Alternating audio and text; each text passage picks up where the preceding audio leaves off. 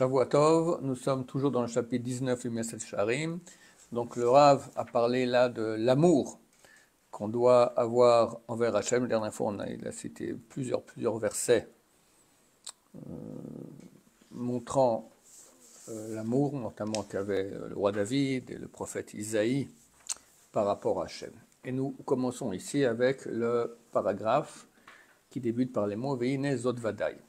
Et voici, il est clair, de façon certaine, chez Ahava Zot Sarir Shelo Tiye Ahava Tluya Badavar, que cet amour ne doit pas être un amour dépendant d'une chose, c'est-à-dire, chez Yav et Abore, Idbarach, Hashemetiv Elav Umaashiro Umatseachoto. On ne doit pas aimer Hachem parce que Hachem nous fait du bien et nous enrichit et nous réussit.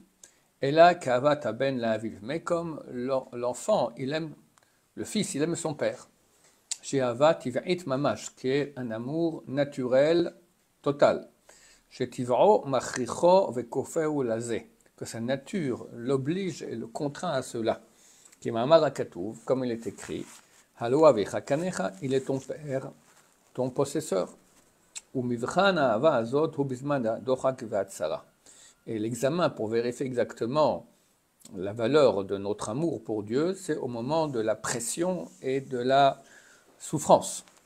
Vechen amour de Chon Evracha, et ainsi on dit nos sages de mémoire bénie, Vavta Hashem Elokecha bechol levav v'chol nafshecha. Donc le verset nous dit, t'aimeras l'Éternel de tout ton corps, toute ton âme. C'est quoi toute ton âme? Afilun telen nafshecha, même s'il prend ton âme. Donc c'est une situation où quelqu'un maintenant des non-juifs viennent, veulent le tuer, il risque de mourir à Kiddush Hashem. Là aussi, il doit aimer Hashem. Donc, c'est pas qu'il profite actuellement d'Hachem, au contraire, il souffre. Bechol meodecha, bechol mamonecha, idem, de meodecha, tout ton pouvoir, c'est de tout ton argent. Donc, c'est pas parce que j'ai reçu de l'argent maintenant que j'aime Hachem, au contraire, on est en train de me prendre tout mon argent. D'accord? C'est là qu'il faut aimer Hachem aussi. Omnam, cependant, pour que les souffrances et les pressions ne soient pas une difficulté et un empêchement pour l'amour de Dieu, il faut que l'homme se réponde, il peut répondre à lui-même deux réponses. La première, elle correspond à tout le monde peut se la dire. La deuxième, aux sages, ceux qui ont une conscience profonde.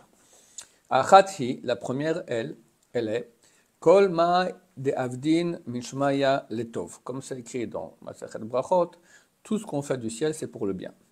Vazé, qui a fait le hatzar vadocha kanire beinav ra'a. Et cela, que même la souffrance et la pression qui a l'air à ses yeux mauvaise, n'est en fait, en réalité, qu'un bien authentique. Comme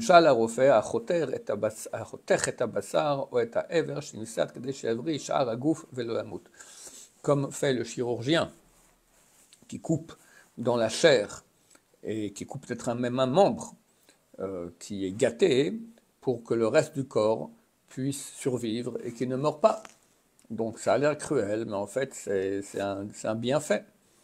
Que bien cet acte a l'air cruel à prime abord, il n'est en fait que de la miséricorde de façon vraie. Pour le faire du bien par la suite. Et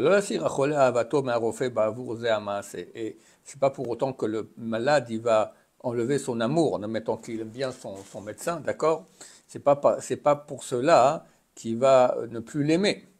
Et la hadraba, mais au contraire, il va rajouter de l'amour pour lui. De même, il en va à propos des souffrances qu'Hachem nous envoie. Lorsque l'homme va penser que tout ce qu'Hachem lui fait, les tovato il le fait pour son bien. Que ce soit au niveau de son corps ou au niveau de son argent. Et bien qu'il ne voit pas et ne comprend pas en quoi ce qui lui arrive maintenant c'est pour son bien. Vadaï tovatohu. C'est clair que c'est oui son bien.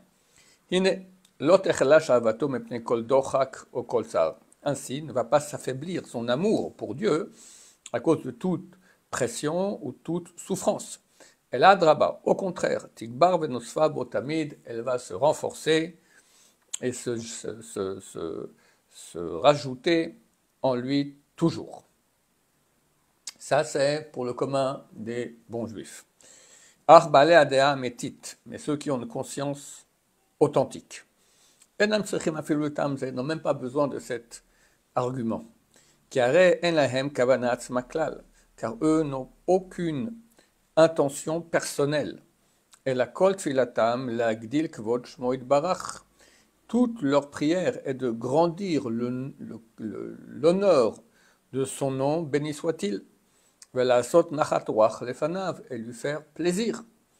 Vechol ma she'itgabru ikuvim negdam. Et plus il y aura des empêchements contre eux, au point où ils devront utiliser plus de force pour enlever ces empêchements. Ainsi va s'encourager leur cœur. Ils seront heureux de montrer la puissance de leur foi. Comme le ministre de la guerre, un chevalier, d'accord, Rachum Begvura, qui est connu pour sa vaillance. Qui